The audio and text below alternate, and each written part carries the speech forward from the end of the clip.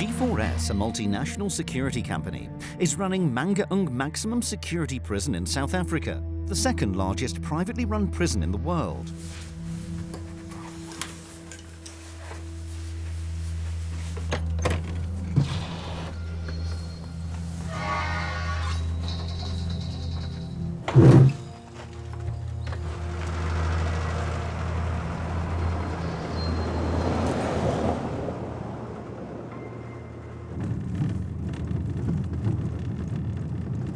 I have been there for quite a while. I think 16 years it's quite a long time.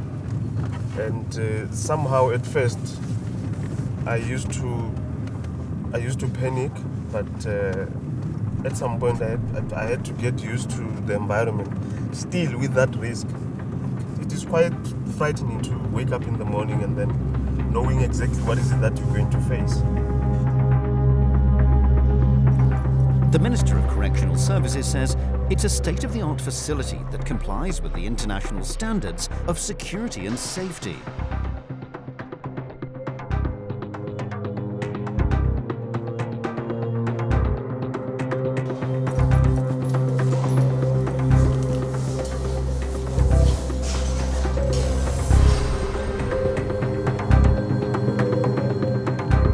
Imagine having to get out of that place on a stretcher or being a corpse. Should anything happen, obviously you are dead. A dead meat. But it's a job.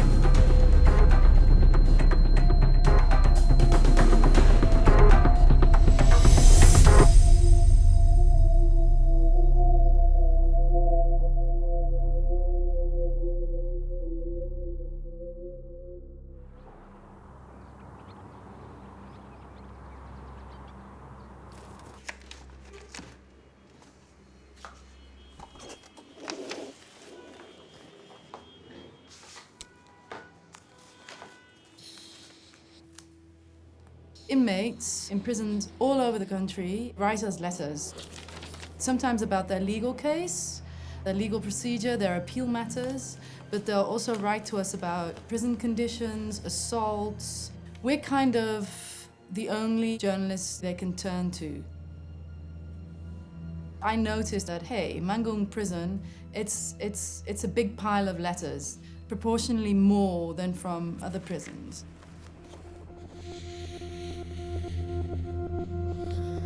Mangaung prison is run by the international security company G4S.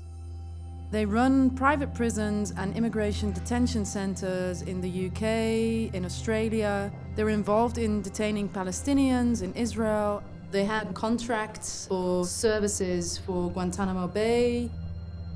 They have an annual turnover in the billions of pounds, and they're global. They're huge.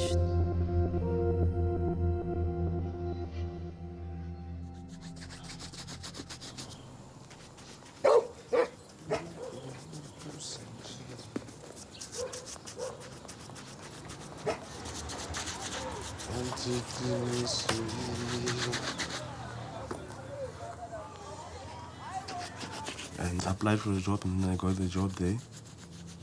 I phoned home to say, hey, I'm going to work in prison actually. And yeah, so at least I have a good job this time. And I expected so much. So proud because I was still young, full of energy. I was over the moon. I mean, in a nutshell, I was happy. I was happy. Then there was this department that was wanted, like EST, Emergency Support Team. These people are going to undergo a special training. These people who are going to take care of things, the tough guys. Oh, tough guys, okay. All right, and I told myself to say, okay, fine, let me try this. It's the 24th of the 5th month now. EST has been called. We have an uncooperative inmate. Use of force has been approved. Yeah, take him. No, you guys. Let's take him to the showers, guys. We're dealing with high-risk inmates, hardened criminals. Anything can happen at any time.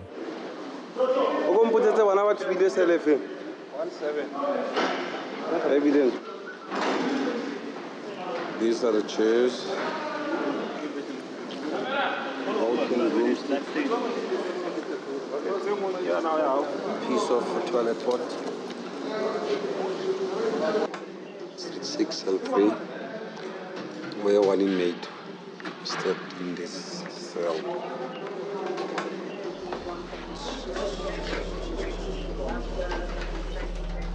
In prison, everything is a weapon. Everything. Sometimes the management will get fed up with all the weapons that are like roving around. They'll give us a word to say, guys, when you get there, you need to be tough on those. On those people. They need to know us now. We cannot go on like this. We cannot go on like taking care of incident almost each and every day.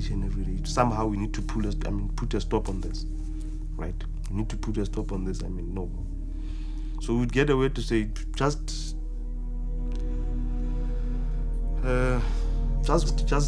go a little overboard.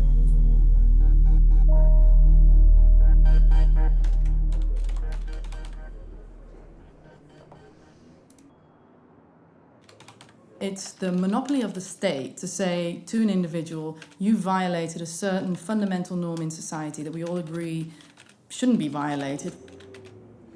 And then the way that we've built our societies, usually it's the state who then has the monopoly to restrict someone's freedom of movement and to put them in a cell. And I think that is a very fundamental human rights issue. I think incarceration shouldn't be dictated by numbers, shouldn't be dictated by possible profit, shouldn't be dictated by how much you can earn off someone who's serving a sentence.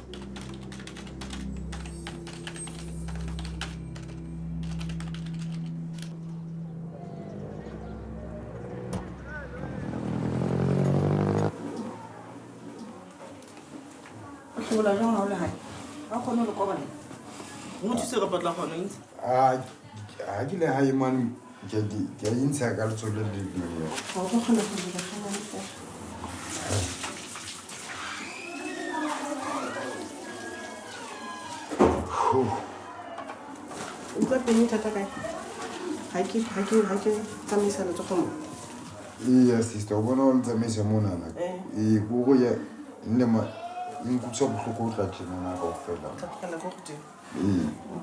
yes, sister. He has these scars here, hey? Yes. Do you have any idea what... Absolutely not. No, eh? Francis, Monana, sister, these kites in it's all sharp what these kites in and hand and the system. After a little sharp with on a drunk sister, Limonana, one of us. Okay.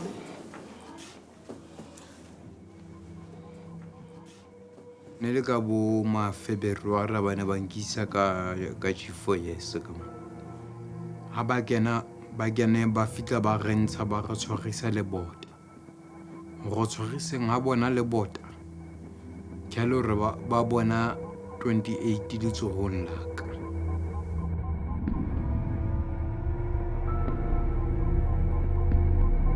Laka ke lo re banka khela ka sele.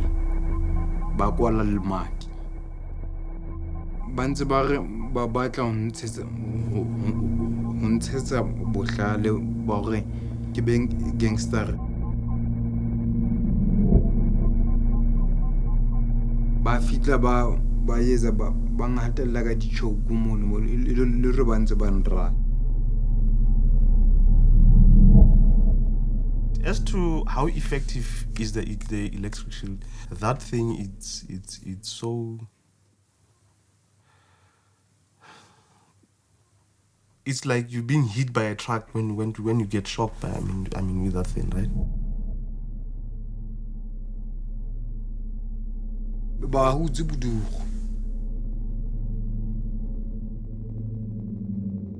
Vile go bantshisa kwa ye mona mo ke ne mo kwa ye mo ke ntsha moroto le teng.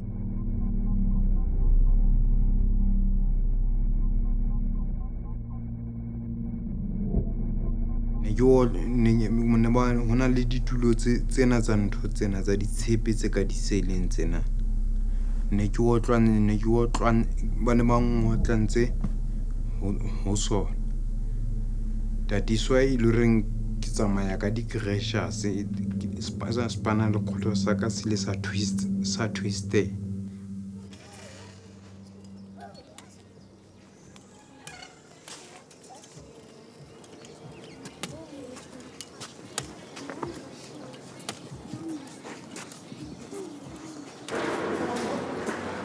Okay, cover and go. I'm checking how old are you?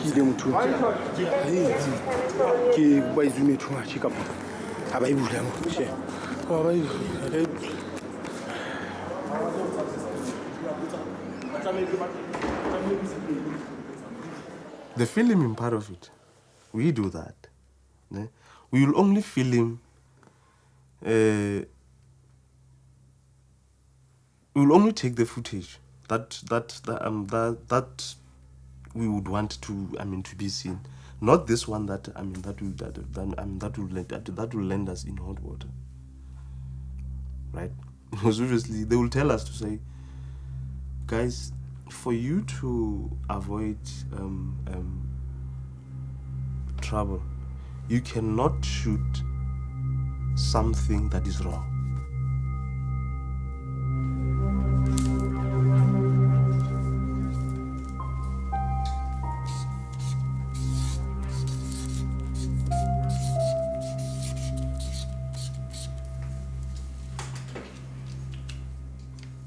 I started speaking to inmates in the prison. One of them provided me with a lot of information. And he sent me whole lists of inmates who'd been electroshocked, beaten up, limbs broken. Video footage shot inside the prison was leaked to me.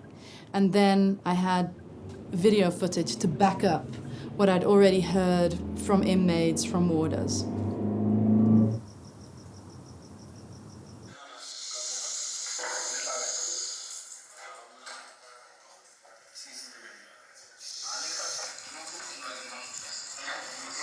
Hold it there. These tables are supposed to have been mounted as the first thing. Also the chairs. The chairs, you can break all those legs and use it as a weapon. This is what they are using. These are the injuries. And most of the serious injuries were caused by what? By safety concerns issues.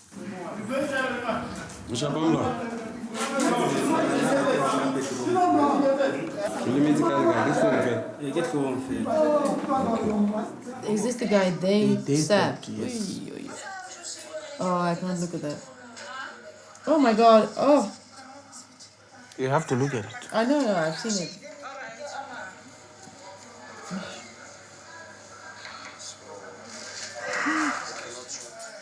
Let's listen to the background.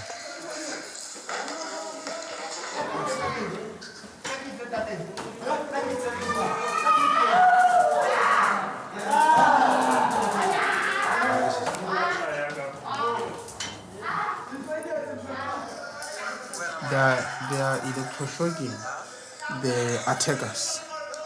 Who attacked these guys? Remember, all of them are supposed to go to healthcare, regardless of whether who stepped who. Now they are dealing with them there. And so they're screaming, it's the shields, right? Oh yes, they're done with him this one. Oh, they've just shot him. They are done with him. You see the tears are coming. They are done with him. Swift. In our own language, they are saying you sing. So this is the attacker? Yes. Is it? He's singing. Oh, you mean by singing you mean crying? No, singing is now you're starting to tell what you did. Okay. You start talking. Yeah, we deal with you. When you come, you sing. Sure. And this is a nice, beautiful, rhythmic song. That is like the classic definition of torture. That I did this at this time. I would say the EST was very brutal. I think they were taught how to hate. Remember, hatred is something that you are not born with, you are taught to hate. Even love, you are taught how to love. Yes, the good and the bad would exist within any human being. But it's just a question of managing it in both ways. You can't love too much, you can't hate too much. But you are taught to exceed the other one. Now, the EST guys, their training is such a way that they don't show compassion. They were taught how to solicit information through torture.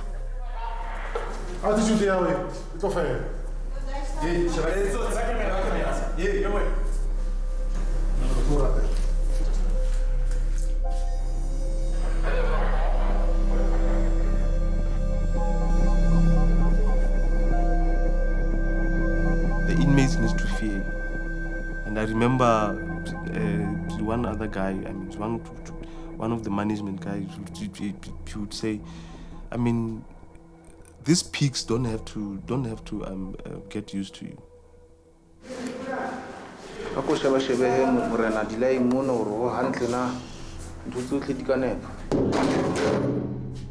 EST teams are supposed to use minimum force when a riot happens or when an inmate is basically a danger to himself or to others.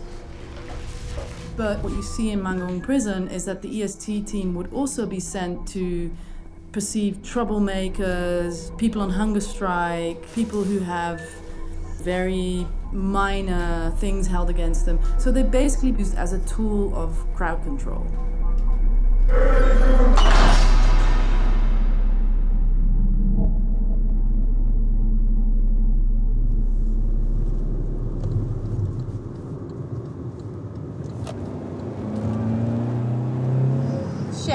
An EST member at Mangaung prison.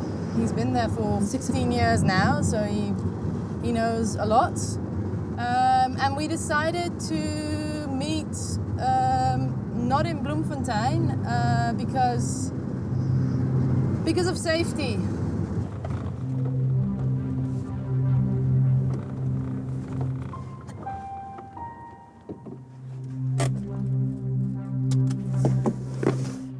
Let's say an inmate stabs a warder. What would the textbook say you have to do? You have to grab him and cuff him? Yes. Or can you clap him a bit? Look, according to the policies and procedures, Yeah. when we get there and then it's a question of an inmate, say for instance, is having a weapon in his hand and charging at an officer and stuff like that. And we just have to go there somehow. We check the level of danger as to whether am I allowed to go bare hands to restrain the inmate? Or, does the incident warrants that I must use the electric shield to disarm the inmate? That's the textbook. That's how you're supposed to do it. Yes. Okay. Run straight to the inmate, ram him down, Okay. then restrain him and then disarm him.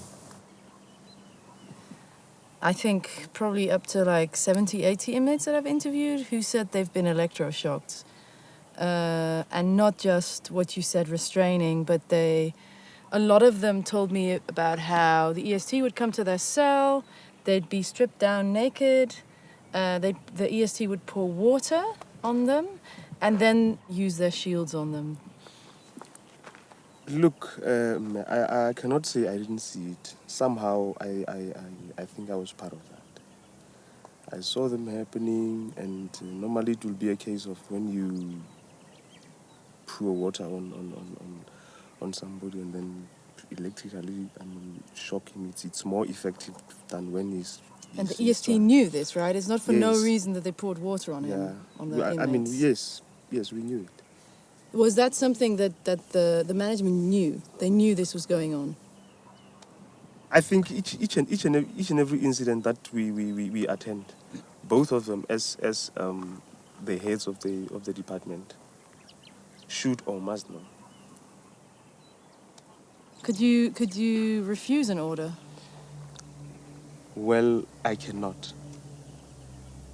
I can't refuse the orders.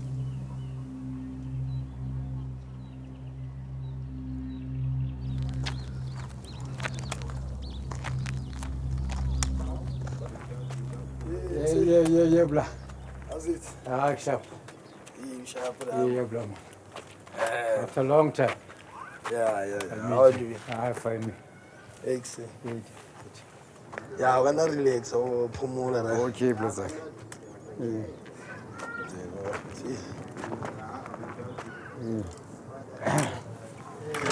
Ke kana ka se utlwe utlwela le nna gore ba o diretse jaefe. It is wrong, brother.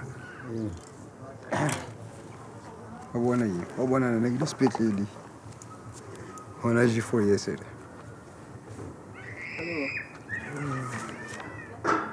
Ntse bona le ka mahlong ntso. Ntse pele o inform ya teng. Shati wa no snepe sense. Wala sa go disa mo. Ngana se ke kinywa ka seleng ka ke speed wa ka metsi. Instead of ba ka o nna ba compare electroshock straight. Aba kon ba e be mo metsing. You went there as a soccer player. You were playing soccer in prison. But look now, how are you? Look now. So, how do you feel about that? Is this a rehabilitation? The new private prison in Mangaung in Bloemfontein in the Free State will rehabilitate inmates in a more professional way to ensure they do not return to prison. It offers more than most prisons. Recreational facilities, a well-equipped hospital with an operating theatre and a mini mortuary. Well, other correctional services departments are still building towards rehabilitation programs. Some are there, some are still building towards that. And here you will find that most facilities really from the beginning, the inmates will enter into rehabilitation programs.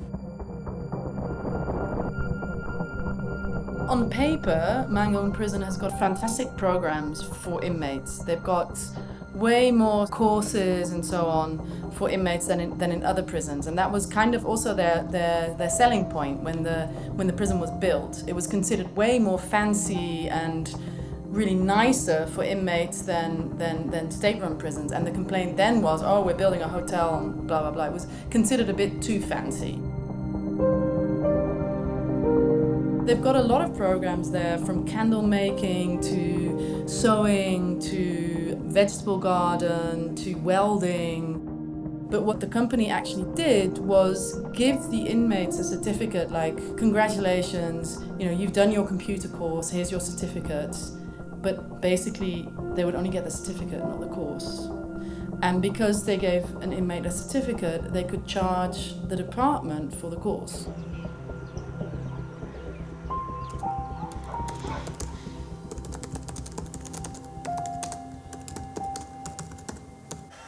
This is what the Australian-run detention centre on Manus Island looks like in the wake of last week's trouble.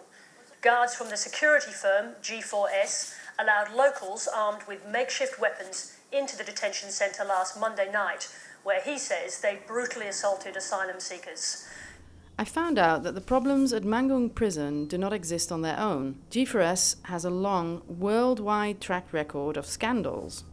In numerous private prisons around the world, problems occur, caused in part by a lack of proper screening of employees. And this compromises the safety of employees and the people placed in their care. As I told you over email, I'm a journalist in South Africa, and I've been investigating G4S. G4S is very big in the UK, and it's basically become a sort of national joke of a company here because it's had so many problems. They were one of the first private companies to start operating private prisons in the UK. I think back in 1992, I think they wow, that's far back. Won a contract to run their first prison. And these are real core functions of the state, and you introduce a private contractor into that. It's it's just a totally different relationship to any other normal. It's not like a taxi provider where you can just bring in another taxi provider or somebody else to run the buses. It's a totally different, highly complex set of institutions and set of state functions that there aren't many other providers. Yeah. So Yeah, I think it's the sort of case that they've kind of got too big to fail. The governments just sort of can't, literally pull the rug from under them. You can't leave a prison or a police service without that functions. I think what they have in their favour is that there's still such a political, ideological drive towards outsourcing these state functions. And whilst they have that on their side, they can weather these repeated failures.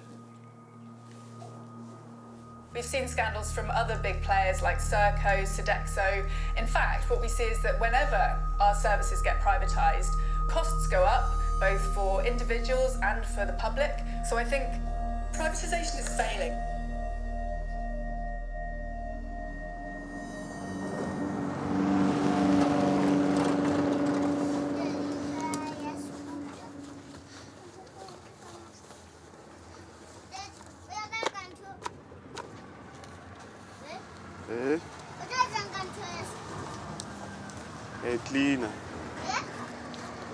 Cleaner, mom.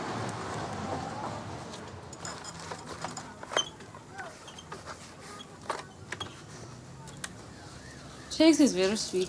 He's a person that you could sit with him and chat and, have a good time. But with the work situation, somehow we sort of like drifted away a little bit. He sort of like short-tempered.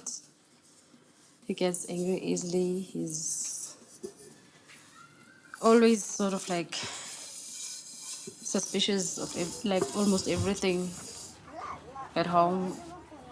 But I started to realize it after we married and stayed together and had children. His behavior was sort of like not the same when we met, because he used to even have some like nightmares when he was sleeping. Then I'll wake him up and then I'll ask him, what is wrong with you? I see you are like in your dream, like you are sort of like behaving strange while you are sleeping. Then he will tell me like, no man, he was just dreaming that the prisoners were fighting the employees, they were stabbing and all that stuff. I always thought if he could be cancelled after seeing some of the incidents that are happening in there, because the day-to-day thing, it could have helped him a lot. It could have helped him a lot. Then he wouldn't behave in the way that he was actually behaving.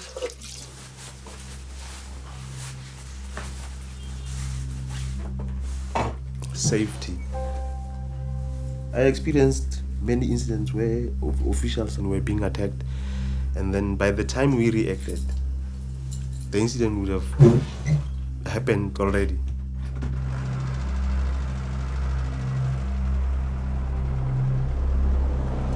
They will say to you, you applied here for work knowing fully well that you're going to work in prison. Therefore, there's this phrase that they use. They say, adapt or die. Cell 15. Broken toilet pot, which was used to stab one of the inmates. Why other sections would there be steel toilet pots and then others the ceramic ones? The steel ones, you cannot break it, you cannot do anything. I mean, even if you can dismount it, there's nothing that you can do about it.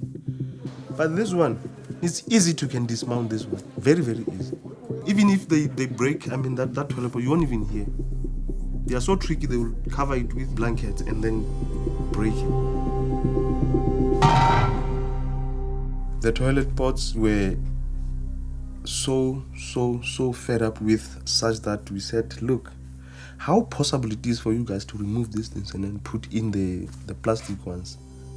No, the plastic ones, they are going to burn them in. Okay, it's fine. Why don't you do the steel ones then? No, it's gonna cost us money.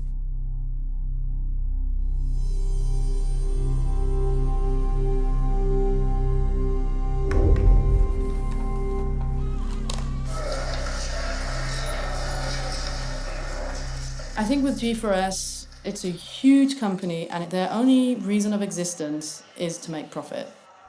So why would a for-profit company not deal with these excessive levels of violence in the prison? Part of it, I think, is the drive to cut costs. And you see with these big multinational companies, if they want to bring down costs, the first thing they go for is labor. So you see that they don't get their danger allowance. Their salaries are under the public sector salaries. That breeds like a lot of discontent. And I think that discontent also leads to violence.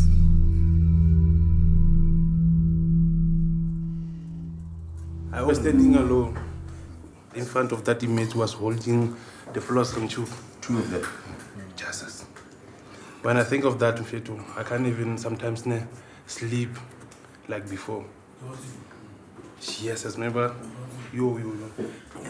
I could see. After that, I was even scared to walk alone on the walkways. But the support from the management was like zero, my brother. No one after my incident just called me and said, TK, how are you doing? All those things. I was all alone. My family. Let alone visit my kid. You see? My brother is West plus like now. How does it look now? At least now, I'm getting there. But it is a scar for life. It is a scar for life. This year. No. This year.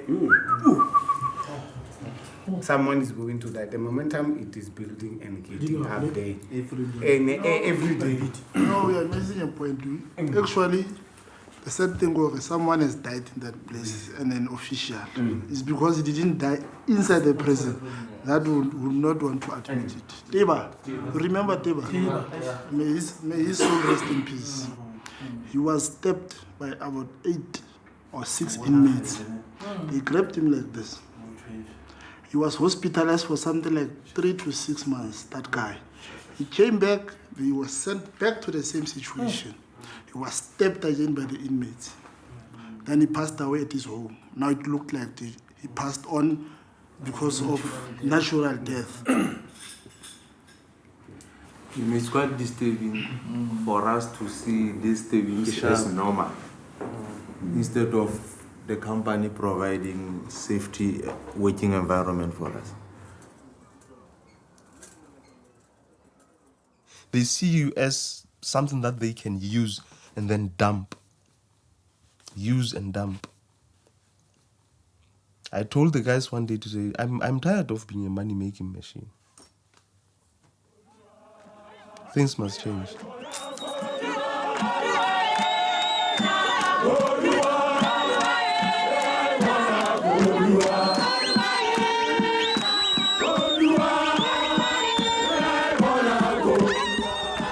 In September 2013, 331 prison workers went on strike. 2/3 of the workforce at Mangaung prison. It was the biggest strike that had ever happened at a South African prison. Can you please guarantee our safety? Can you please change some of the things around here? Like, it was only suggestions. They took those things very, very light because they feel they were the management, therefore they dictate terms.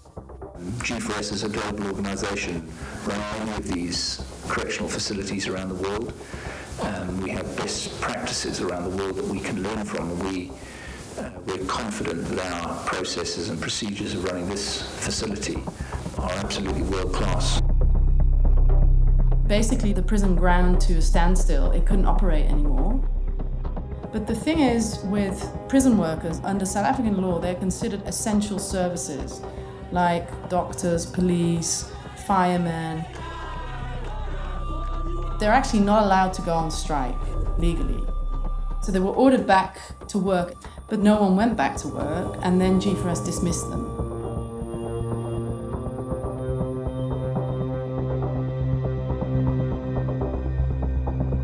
And then G4S employed unqualified workers, so people who'd not been trained as a prison guard, And that's actually when the state said, now you're violating the law. You're not allowed to employ people to interact with inmates who are not a certified correctional official. And this is when the state stepped in and said, you violated the contract, you violated the law, we're going to take over control of the prison.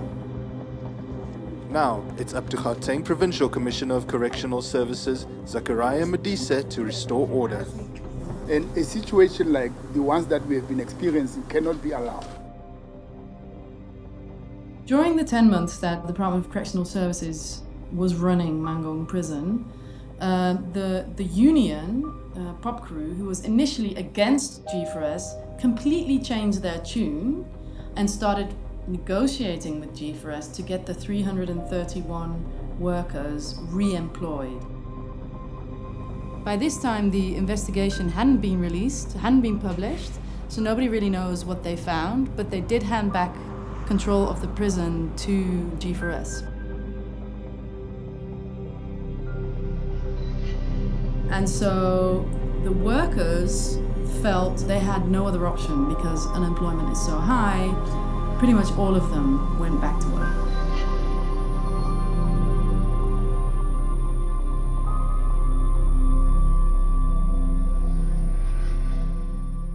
We came back to that prison with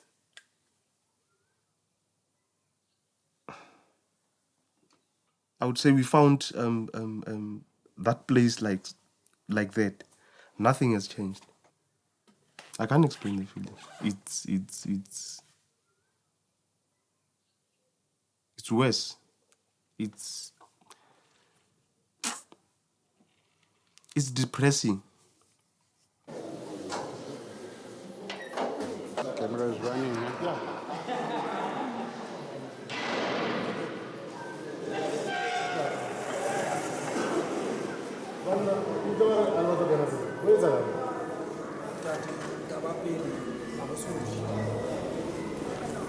The message from the DSO, you refuse to take food.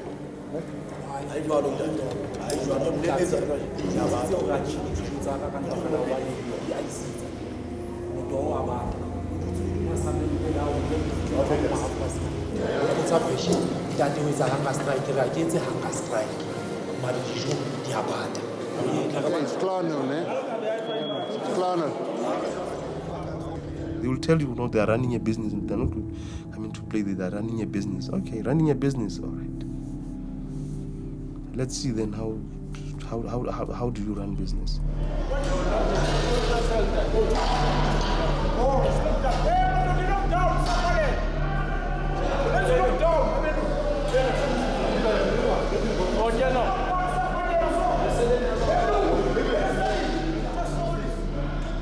Kushuthi kwaqala ngalesikhathi mina ngicomplaina ngendaba yokudla ukuthi ayi bazidlisa labantu bazidlisa uduti.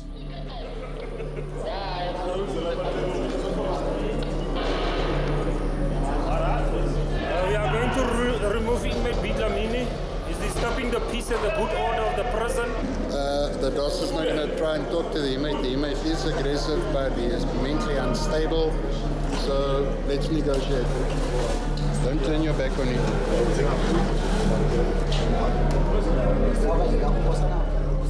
Ngathi mina ngifluence ibosha ukuthi ziyakanga strike.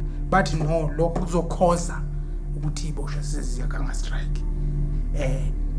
Ngcono banginikeze i-special treatment.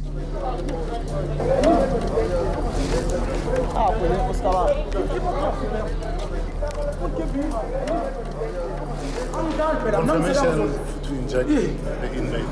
Currently, it's confirmed. Just not to inform the inmate about the injection. What's for cruising? Full air flu. I'm going to get a oh, it's so bad. I'm in full bomb.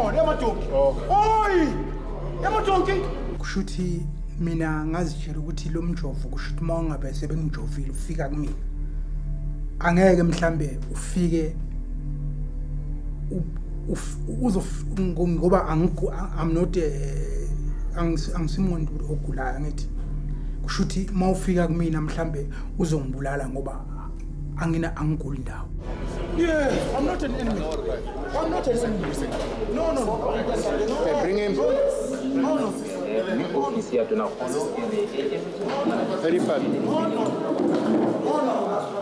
No. I say come my court, say get a court. No. Say get a court. Say get a court. On his stomach. On his stomach. On his stomach. 3, 2, 1. Let's go. Get a court.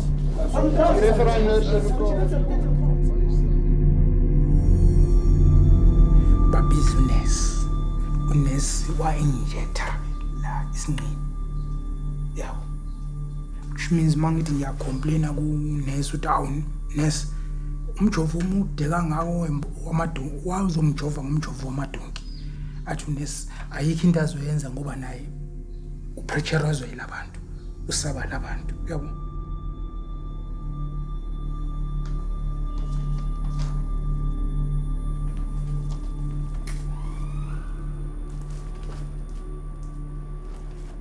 If you look at South Africa and what's happening to prisoners in South Africa's prisons, all over the country they're being assaulted, tortured, electroshocking is used. However, what sets Mangaung prison apart is the use of antipsychotic drugs as a form of crowd control.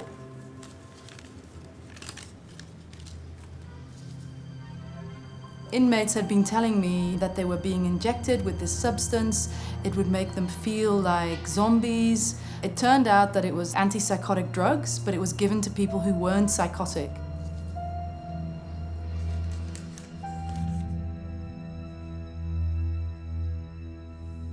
Will God ever forgives me? Forgive me for doing this. Because you'll sit down and then think about this to say, I forced somebody to do something that he didn't want to do. But I got an instruction from above, from the management, to say, hey, man, go and do that, go and apply force that, to that particular person so that he can be injected. And this guy is crying foul to say, guys, I cannot do this. This thing makes me feel not so conducive, not so good, right?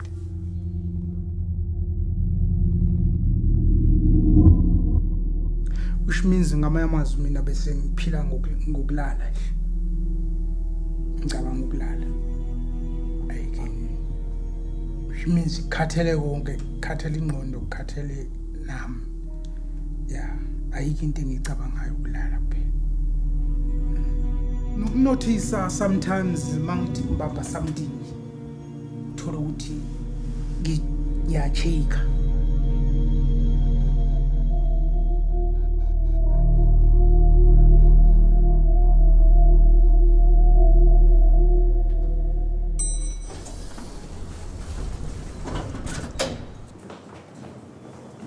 I waited a really long time before I published anything. The first story that I ran was about inmates who were being held in isolation cells ranging from 3 months to 4 years. That's the very first story I broke. It was a kind of a small story. It was only part of the bigger picture. And then I ran the story on the assaults, the electroshockings, and the injections. I published it in the Mail and Guardian in South Africa, in the Guardian in the UK. CNN picked it up, Reuters, AP, AFP, so it was like a worldwide story for a few days.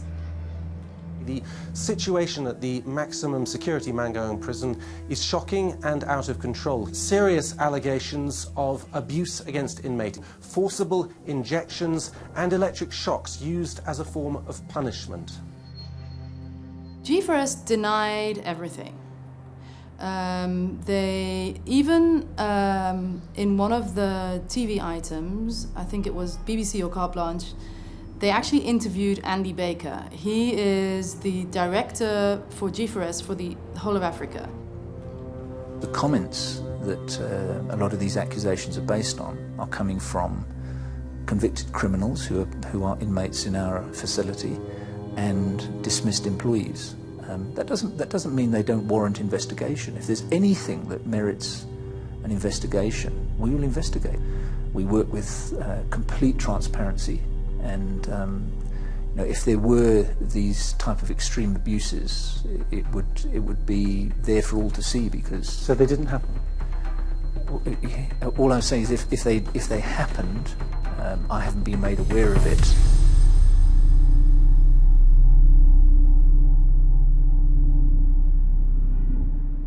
And in studio we have Ms. Ruth Hopkins, who is an investigative journalist, to speak to us about the investigation that she has been stalwarting for the past 3 years or so. The Minister of Correctional Services at the time, Sbu Ndebele, he said, this is unacceptable, this is inhumane, we're going to leave no stone unturned, we're going to investigate all these allegations and we'll publish the report in 30 days. And this was, I think, November 2013. I was thinking, like, in a South African setting, here you've got a British multinational, like a former colonial power who's coming into this country, has managed to grow into the biggest, one of the biggest private employers in this country. They are taking over a very essential task of the state by, imprisoning South African citizens, earning money off it, torturing the hell out of them and getting away with it. I really thought, like, in the political South African context, when I exposed this, they'd be out in no time. But interestingly, the response was very different. And this minister, Sbu Ndebele, initially was like, I'm going to leave no stone unturned. He even said, the privatization of prisons has failed, which was a huge, bold statement. He then disappeared. He's completely disappeared off the political landscape. And then I think what happened was a huge cover-up. Because otherwise, why isn't this report released yet? Why haven't they lost the contract?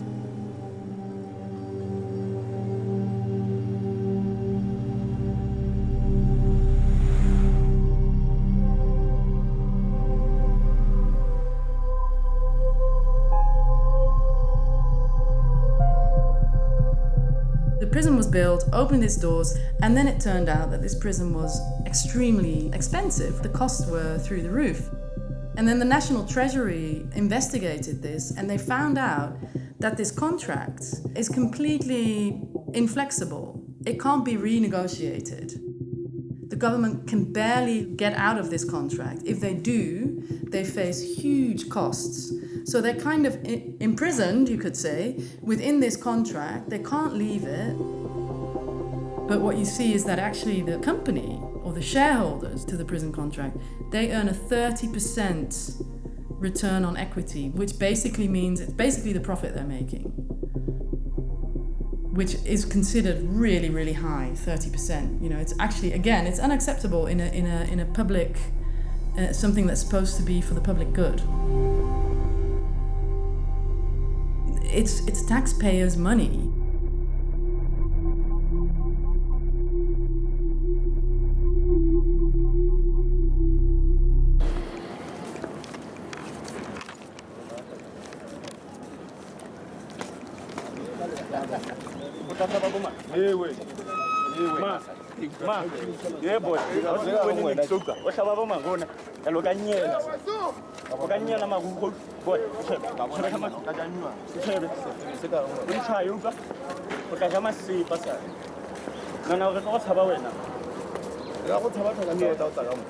The prison management, they never actually said it in such a way that this was a tough environment.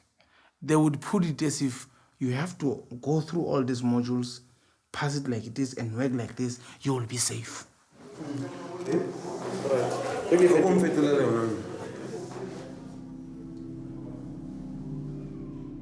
Prison is supposed to be a safe custodian for me as an officer and also for an inmate. But the staff, the number of people guarding inmates was this ratio of 60-1. 60 inmates alone. Now, for them to be able to make money was to make sure that you've got fewer people, you make a lot of money through not paying the correct salaries. Inmates were treated badly, I would not lie. Inmates were treated brutally. Their safety was compromised. The food was bad. But at the same time, inmates were treated better than officers. There were clients. For an inmate just to occupy a cell, there is an amount. For an inmate for a plate in the morning, in the afternoon, when there is an amount for food. In Mangaung prison, there are 2,928 beds, and the fee that the government pays G4S is based on a per inmate per day cost. So right there you can see that an inmate is kind of a commercial entity. For healthcare, there is an amount. For clothing, there is an amount. So I would say for them that what they saw in inmates were cash cows.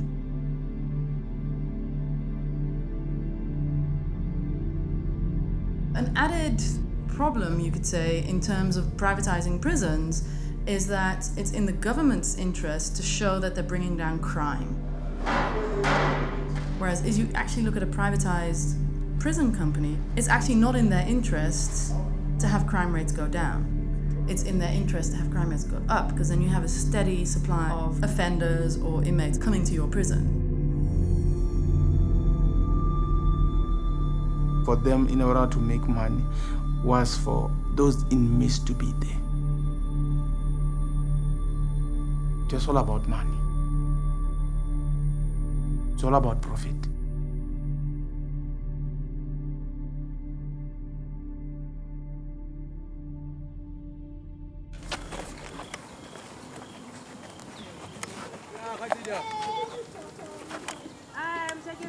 Wait together.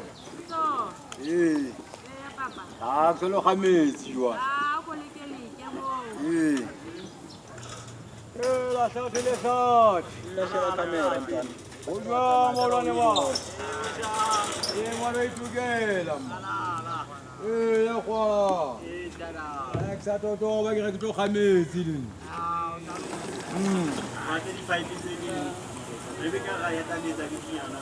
Okay.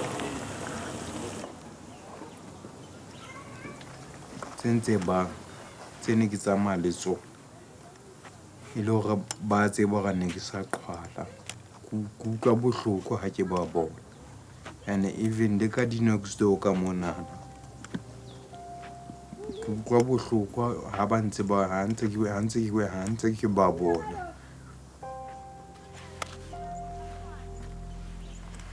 G4S e patale ditshenyehelo tse di entseng kgahlanong le nna. E qwadisitse inmate tse ngata.